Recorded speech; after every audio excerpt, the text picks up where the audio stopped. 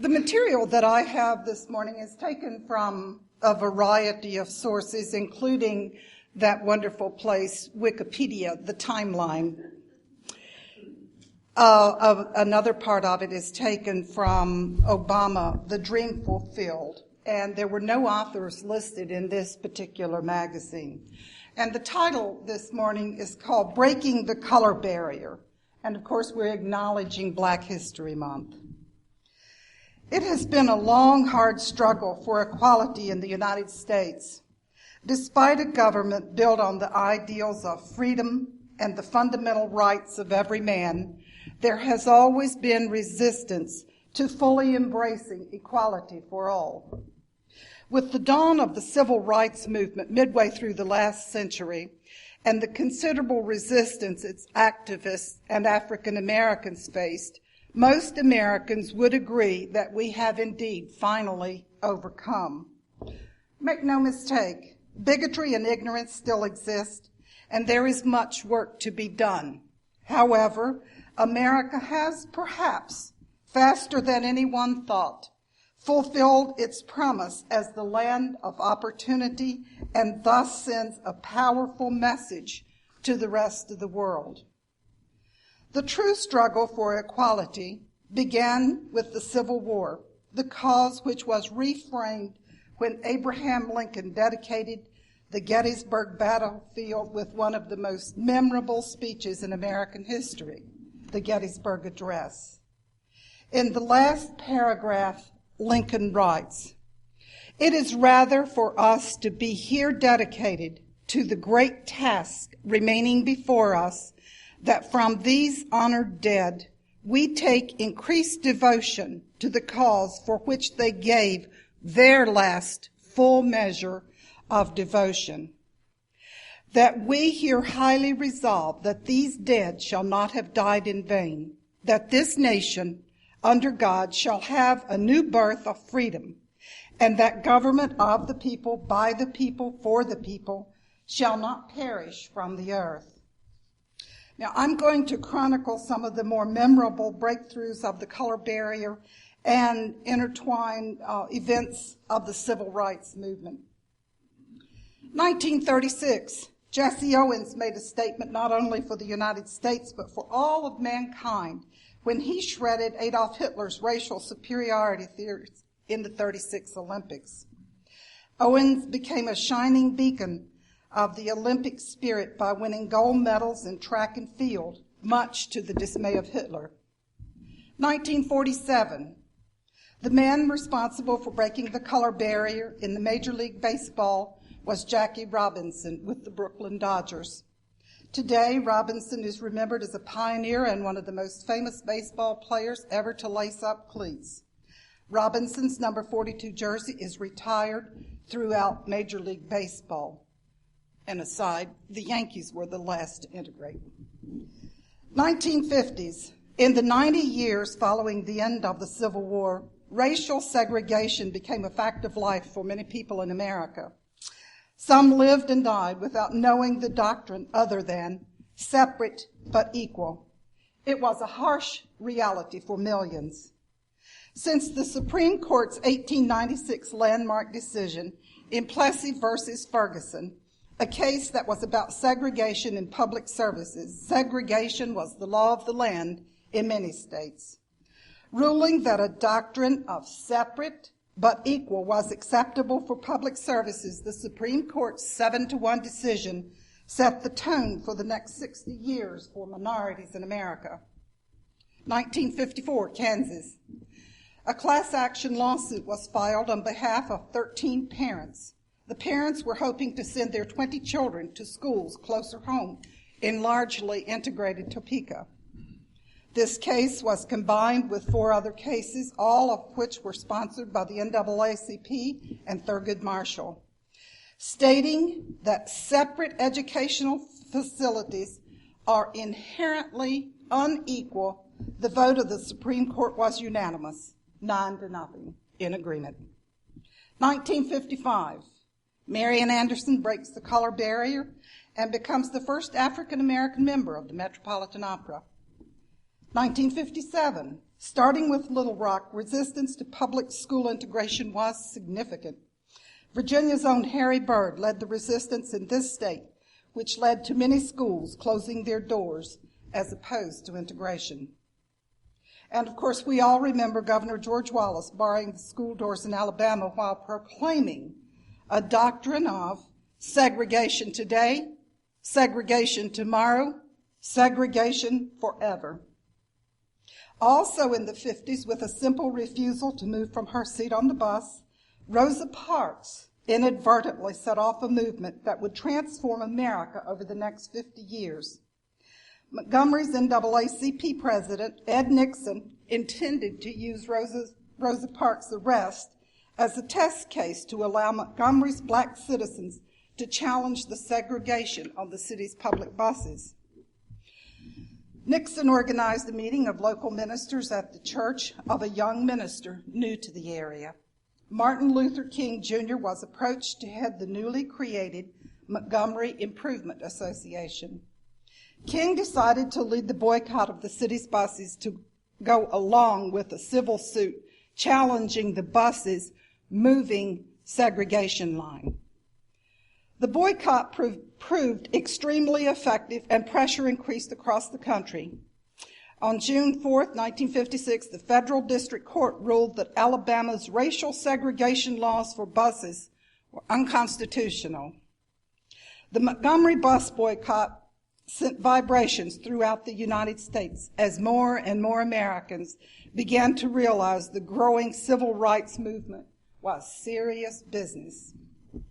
In 1957, the NAACP registered 9 black students to attend the previously all-white Little Rock Central High. President Eisenhower deputized the entire National Guard and deployed federal troops to Little Rock. They were prepared to escort the students to school. Against all odds, the Little Rock schools were integrated. 1961, Albany, Georgia. A desegregation coalition brought together every major group in the civil rights struggle. It was led by Martin Luther King and quickly became a broad front, nonviolent attack on every aspect of segregation in the city. Bus stations, libraries, lunch counters reserved for whites only were occupied. Boycotts were launched and hundreds of protesters marched on City Hall. After nearly a year of intense activism with few tangible results, the movement began to deteriorate. After Albany, King decided on more tightly focused activism, aimed at scoring specific symbolic victories, saying the results of Albany had taught him a valuable lesson in how to proceed. Spring 1963. With some of the most comprehensive Jim Crow laws in the South, Birmingham was a major risk for the civil rights movement. Segregation in the city was rigidly enforced by the police, led by the ruthless Bull Connor. Brutal in its persecution, the police force was exceedingly effective before the Birmingham campaign. No blacks were employed in the police or fire departments, and blacks in the city could count on regular intimidation and salaries less than half of what whites would earn. The city had derisively earned the nickname Bombingham for the rate of violent crime and bombings against blacks that had gone unresolved for the past 2 decades. The campaign sought to end the rampant inequality and aimed at ending the city's segregated policies. To provoke the police into filling the city's jails until they were overflowing, Martin Luther King Jr. and black citizens of Birmingham employed nonviolent tactics designed to flout the laws that were considered unfair.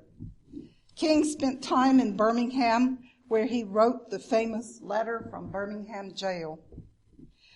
During the protests, Birmingham police used high-pressure water jets and police dogs to control protesters, including children. Media coverage brought intense scrutiny on segregation in the South. Pictures of fire hoses being turned on, peacefully protesting children remain iconic images of the civil rights movement to this very day. The campaign was a major factor in the national push toward the Civil Rights Act of 1964, which prohibited racial discrimination in hiring practices and public service in the United States. The high water mark for the civil rights movement before the 1964 Civil Rights Act was the 1963 March on Washington, a peaceful demonstration of an estimated 250,000 people, marching for economic and social equality for African Americans. Participants walked down Constitution and Independence Avenues and gathered before the Lincoln Monument for speeches, songs, and prayers. On August 28th, the marchers arrived, and by 11 o'clock in the morning, more than 200,000 had gathered by the Washington Monument. It was a diverse crowd, black and white, rich and poor, young and old, Hollywood stars and everyday people. The final speaker of the day stirred the audience and built to his rapturous "I Have a Dream" finale. The March on Washington was a success. It had been powerful, yet peaceful and orderly beyond anyone's expectations. According to most historians, it was the high tide of that phase of the civil rights movement. March 1964, Sidney Poitier wins the Academy Award for Best Actor, Lilies of the Field. March 7th, 1965, Selma, Alabama, Bloody Sunday. Civil rights gatherings had been made illegal in Selma despite the fact that the national bill had already passed. When the marchers moved out on that Sunday morning, police were waiting for them just across the Edmund Pettus Bridge, 6 blocks from the starting point. The brutal attacks by the police on the peaceful marchers were recorded by assembled news media and roused significant support for the protesters. Some were severely hurt. At least one was beaten nearly to death. 1965-66 saw breakthroughs in the entertainment industry, sports, and politics. Bill Cosby starred in the hit drama I Spy. Jennifer Jackson graced the centerfold of Playboy magazine, while the National Football League and Major League Baseball hired their first African-American officials. Bill Russell was hired by the Boston Celtics to coach the National Basketball Association, and CBS hired their first African-American broadcaster to cover the Pittsburgh Steelers. In politics, Edward Brooke, a Republican from Massachusetts, was the first African-American elected to the U.S. Senate by popular vote, and Robert Weaver was appointed Secretary of the Department of Housing and Urban Development. Chicago, 1966. After several successes in the South, King and others in the civil rights organization tried to spread the movement to the north, with Chicago as its destination. The marchers were met by thrown bottles and unruly mobs, with conditions nearly descending into riots on numerous occasions. King was hit by a brick during one march, but continued to lead the marches in the face of personal danger. June 13, 1967, President Lyndon Johnson appointed Thurgood Marshall to the Supreme Court. Marshall becomes the first African American to serve on the Supreme Court and is regarded today as one of the great protectors of the Constitution. 1968, Dr. Martin Luther King's Poor People's Campaign ended up being his final push in the civil rights movement. This campaign focused not only on poor black people, but addressed all poor people of every minority. Poor Mexicans, poor Puerto Ricans, poor American Indians, and even poor whites were included in this campaign. By April 1968, Dr. King and his band of workers had made their way to the Lorraine Motel in Memphis to meet with other civil rights leaders like Ralph Abernathy. On April 3rd, King gave his final speech, now known as the I Have Been to the Mountaintop speech. April the 4th, 1968, According to Jesse Jackson, as they stood on the second-floor balcony of the Lorraine Motel, King's last words were to musician Ben Branch, who was scheduled to perform that night at a meeting King was planning to attend. Ben, make sure you play Take My Hand, Precious Lord, in the meeting tonight, and play it real pretty. At 6:01 p.m., a shot rang out. At 7:05 p.m. on April the 4th, 1968, Dr. Martin Luther King was pronounced dead. The assassination of Dr. King took away one of the most dynamic leaders in the country's history. To go along with the assassinations of the Kennedy brothers, the 60s were a dark time for followers of America's most progressive leaders. However, starting off the 70s with a monumental bang, Dr. Clifton Wharton became president of Michigan State University. In politics, Maynard Jackson rose to fame by becoming the first African-American mayor of Atlanta, Georgia. Walter Washington was also elected the first mayor of Washington. Daniel James Jr. became the first Army four-star general, and Barbara Jordan was named as Time Magazine's Person of the Year. TV saw its first interracial couple on The Jeffersons. Major League Baseball hired Frank Robinson to manage the Cleveland Indians. ABC brought on Max Robinson as a network news anchor for the World News Tonight. Also in the 70s, from the greatest, Muhammad Ali, to the best-selling author, Alex Haley, to home run king Hank Aaron, African Americans emerged as admired heroes for notable accomplishments. In the 1980s, from Jesse Jackson's activism and run for the presidency twice, to the rise of superstar athletes and artists like Michael Jordan and Michael Jackson, then culminating with Colin Powell's appointment first as National Security Advisor, then as chairman of the Joint Chiefs of Staff in 1989, African Americans were on the move. Douglas Wilder closed out the 80s when he was elected as the nation's first African American governor in November 1989 in Virginia, of all places. America also had its first African American Miss America in Vanessa Williams. Chuck Berry, James Brown, Ray Charles, Sam Cooke, Fats Domino, and Little Richard were inducted into the Rock and Roll Hall of Fame.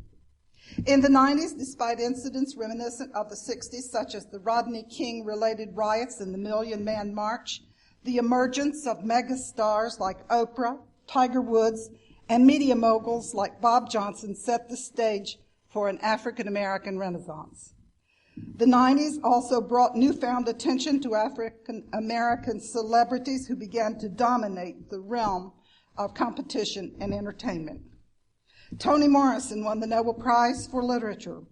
Cito Gaston of the Toronto Blue Jays managed the team to a World Series championship. Carol Moseley Braun, an Illinois Democrat, was elected to the U.S. Senate, and the space program had its first African-American woman astronaut, Dr. Mae Jemison. In the 21st century, Colin Powell became Secretary of State under George W. Bush. Reverend William G. Sinkford was elected president of the Unitarian Universalist Association, and the Ivy League got its first African-American female president at Brown University. Robert Johnson, founder of Black Entertainment Television, became the first African-American billionaire. In February 2007, Tony Dungy became the first African-American head coach to win the Super Bowl championship, the Indianapolis Colts. February 10th, 2007, Springfield, Illinois. Barack Obama, the son of an African father and a white mother, announced his candidacy for the presidency of the United States and kicked off his campaign in front of the old state capitol building, the same site where Abraham Lincoln delivered his historic House Divided speech in 1858, later to become known as the Gettysburg Address. June 3rd, 2008, 8 p.m., election coverage. After battling numerous Democratic hopefuls for the party's nomination, the news media announced that Barack Obama had won 2,117 delegate votes, enough to cinch the Democratic nomination and defeat his remaining rival, Hillary Rodham Clinton. November the 4th, 2008, 11 p.m. Eastern Standard Time. The West Coast polls closed. Do you remember where you were? It all became official. The national news organizations announced that Barack Obama had picked up enough electoral votes to defeat his Republican rival, John McCain, in convincing fashion to become the nation's first African-American president. Final tally, 364 electoral votes, and of course only 270 needed to win. Noon, January the 20th, 2009. Barack Obama is sworn in as the 44th President of the United States. Michelle Obama becomes the first African-American First Lady. Dr. Martin Luther King Jr.'s dreamed that my 4 little children will one day live in a nation where they will not be judged by the color of their skin, but by the content of their character, had come to fruition. Now, Molly is going to tell us a little bit about a Unitarian-sponsored tour called the Civil Rights Living Legacy. The Unitarian Universalist Association and many of its congregations have a long history of working to break the color barrier. They were present at a lot of the events that Wava just mentioned. Here's a story you may not know about Dr. Ron Karenga, who received funding from the UU Veach program in the mid-1960s to help establish Kwanzaa, which is a week-long celebration at the end of December based on values that come from African heritage. As Wava mentioned, this coming Wednesday, I will be joining 40 others from around the country in Birmingham, Alabama, for a week-long UU Civil Rights Living Legacy pilgrimage that will take us to a number of cities in Alabama and Mississippi. This pilgrimage is intended to bring together people who will begin to create a vision that will connect our UU legacy of work in the civil rights movement to the UUA's current commitment to becoming an anti-racist, anti-oppressive, multicultural institution. Perhaps you could call it the next step, or building from the past to create the future. Visiting the sites of civil rights activities 40 to 50 years ago and talking with veterans of that movement will be preparation for deepening our understanding of the issues of race, oppression, and injustice that still bedevil our nation. However, we need to begin by looking at ourselves as a denomination. Although we have a number of multiracial congregations, and one of these is my former congregation in New York City, the majority are not racially diverse at all. And unfortunately, there are still incidents at General Assembly, our annual denominational gathering, and other venues. One I remember vividly happened in 2005 at the GA in Fort Worth, Texas. On opening day, a youth delegate of color was approached in a rude and demanding manner by another delegate who assumed that the youth was a hotel porter and not one of us. This, unfortunately, was only one of a number of incidents at that GA. So many, in fact, that the Youth Caucus requested and was granted the opportunity to address the Assembly at the last plenary session to share their concerns about the racism that they had seen and experienced there. So this tour is a next step, building on their concerns.